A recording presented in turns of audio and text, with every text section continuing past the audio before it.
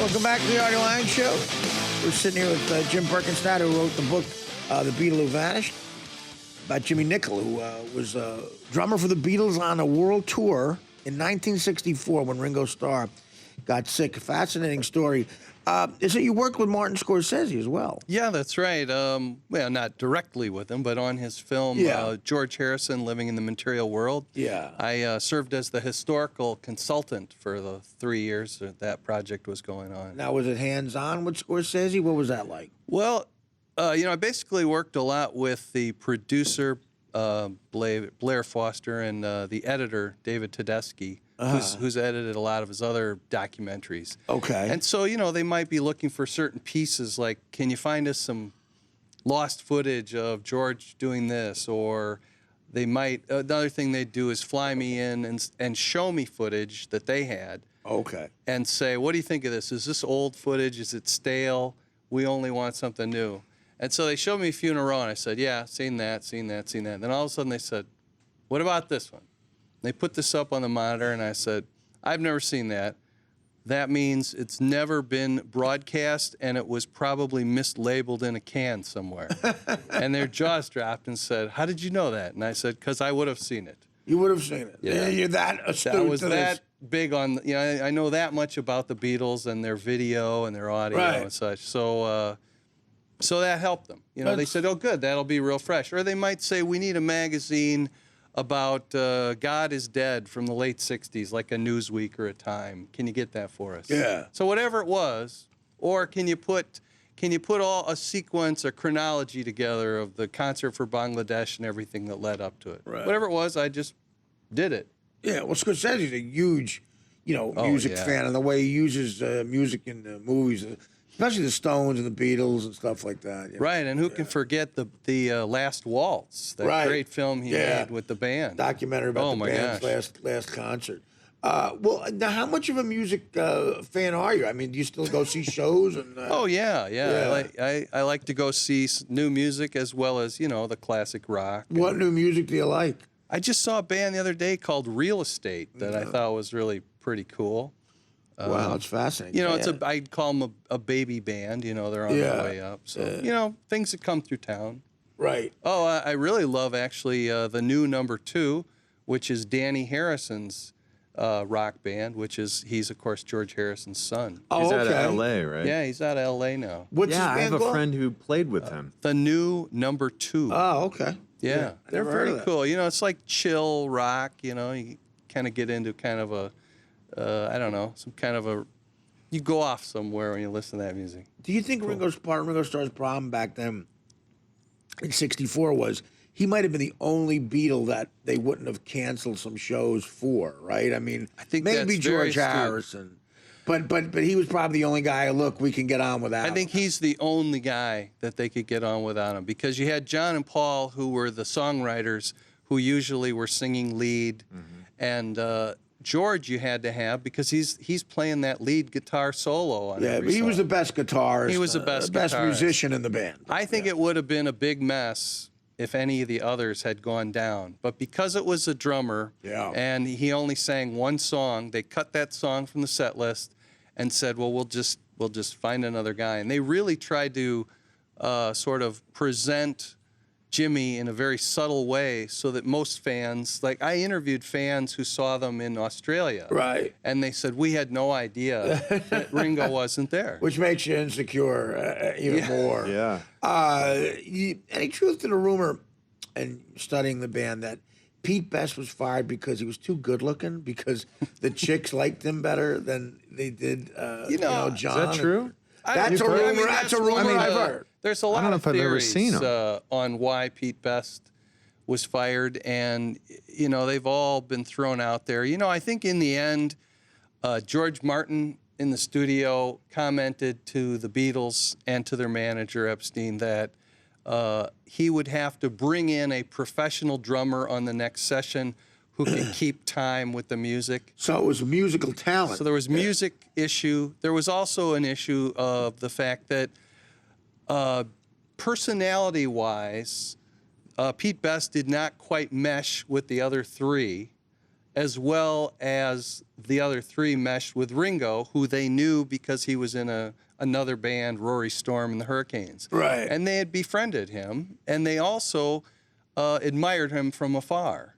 And so they thought, well, if we have to substitute, let's try to get Ringo. We all like him. Okay, yeah, So I guess friendship, you're in boxes with everyone. Right, In it's hotel true. rooms. He did look different than the Let me others. see what you got there. I mean, he looks almost like a James Dean type in this That's one. He was true. in this the picture. chicks He's the all moody loved guy, him. yeah. The chicks Yeah. all loved him, Right, and that yeah. pissed off John Lennon, from what I heard. And he's still a good-looking guy and a very nice guy. I met him. Yeah. He actually came to see me do stand-up in Boston. He's got a family in Boston. Oh, great. And I did a gig there. It's about 7 years ago at a theater. And a guy comes backstage and goes, "Hey, manager of the theater I was playing," and said, "Pete Best is here." I said, "Pete Best? The drummer guy? The guy?" He goes, "The Beatles?" He goes, "Yeah, I'll bring him back." And he couldn't have been nicer. And then after Yeah. that, he was on the Howard Stern show as a guest. Okay. So he couldn't be a nicer guy. Really nice And he's guy. really sort of like, you I've know, met him when too, you yeah. when you talk to him, you go, "Was you aggravated about that? The fact that you missed out on the greatest band?" You know, of all time?" I've Hey, what are you gonna do, mate? chatted, You know. I actually was at a 50th anniversary Beatle thing with Pete Best in Cancun in February. Yeah. I had a choice of New York or Cancun, and of course I made the right Good decision move. there. Yeah. Especially the winters we've had. But he's not. He's over that. You know, he's happy It's a hard with the thing to life get he's over. had. It's It a hard is. thing. No, I know. It is. But I mean, yeah, it's been what 50 plus years. Yeah. I think you get over things. you Yeah, know, and well, I mean, it's he's simple. got the right personality. Right. You know, for When the I whole talked thing. to him, it sounded like he kind of got over it real quick. Like a couple weeks later, he seemed fine. Well, no, I mean there was a lawsuit there Yeah. and such because he had signed on a contract with the rest of them. But I think that I think by probably the end of the '60s he was over it. Was Jimmy Nicholl there long enough to where the delusional part was almost to the point where was he promised something? Maybe like, "Hey, listen, you could stick around with us."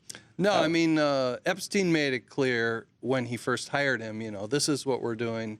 Not only do we want you to sit in, but we're also choosing you because you're older, you're more mature, you've gone on tours. We don't want the media. This was Epstein's biggest deal. We don't want the media asking us 1,000 questions about is Jimmy Nicholl going to replace Ringo Starr? Right. So they made it clear to him, but yet I think he still started to feel like, hey, maybe I have a chance, and I'm really liking the way I'm being treated on this tour. Yeah. I mean, listen, I'm sure it was. You know, it the was best great. food, the best Yeah. girls, the best, party ever. favors. What was the verdict on how he compared to Ringo musically? I mean, Okay. Ringo, pretty good drummer, but was he better? You know, I think the styles are apples and oranges somewhat. You know, they both held the sticks the same way in sort of a power position. But in terms of style, Ringo was a rock and roll drummer only and played by feel. Jimmy Nicholl had been trained to read music. Yeah. He could play big Session, band yeah. drums, sessions. He could play ska, rhythm and blues, Jazz. all these things. So, but that doesn't necessarily make him better. It's just Ringo, I think, was a real team player as a drummer. He played to the song. Whereas I think Jimmy Nicholl wanted to be the flashy drummer that everybody noticed. So I noticed on some documentary footage I saw that after the song ended and the Beatles were taking the three of them were doing their famous bows. Yeah. Jimmy was still playing some kind of finishing drum roll Right. and cymbal crashes after the song had ended. Ringo never did that. When he ended, when they did, and he bowed when they did. Right. But Jimmy was starting to like his position and reverting back to what, say, a big band drummer might do, to milk the applause. But the Beatles Interesting. didn't need milking. No, not at that point. There, you know. especially. Yeah, Ringo really did. He seemed like a big kid back there. He was like always jumping around, like laughing and everything. Seemed to be having a good time. Yeah, not as mature, maybe, is what you're talking about. Like Jimmy. Yeah, just Right. So different styles.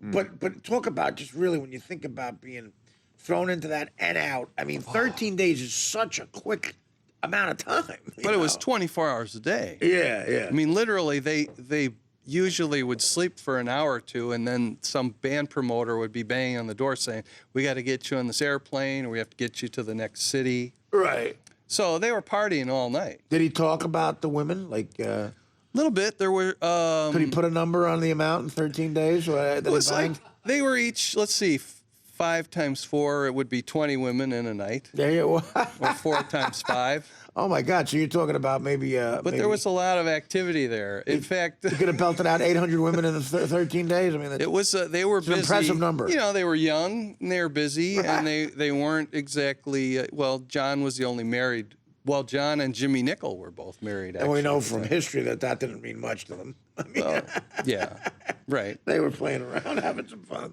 But They well, I don't know they about were Jimmy, the Beatles, but John. you know. Yeah. So the number that he put out there was five a night. I'm just saying that from various sources, sometimes there were 5 girls per Beatle. Per night. I mean, that makes sense. I mean, it could Occasionally, happen. you know, Listen, you know, not every night, you know. Yeah. I mean, But you know, they had a Motley Crue's doing it. Why not the Beatles? there was a quote from this reporter who sort of wormed his way into things, and he said that he was making love to this teenager or whatever, 18. A reporter was? A reporter Right. was. And then one of the handlers came into this room and said, "Does anyone want to meet John Lennon?" And he said, "Next thing you know, I was just doing push-ups in the bed because she was gone." That was his quote. Well, listen, So- you got to the people on the periphery of a band. They got to know how to work it. If they know how to work it, they guess. could get a lot of Yeah. residuals too. Absolutely. They got to these guys step on a landmine of vagina, and you get hit with some shrapnel. What are you gonna do?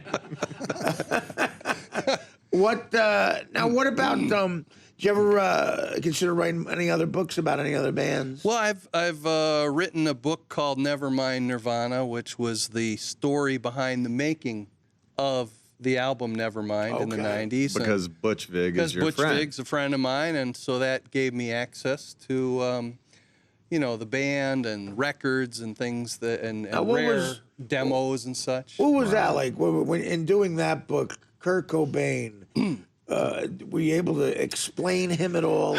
Boy, he was a real man of contradictions, and I'll say. he had a tough upbringing. From the age of 9, his parents divorced.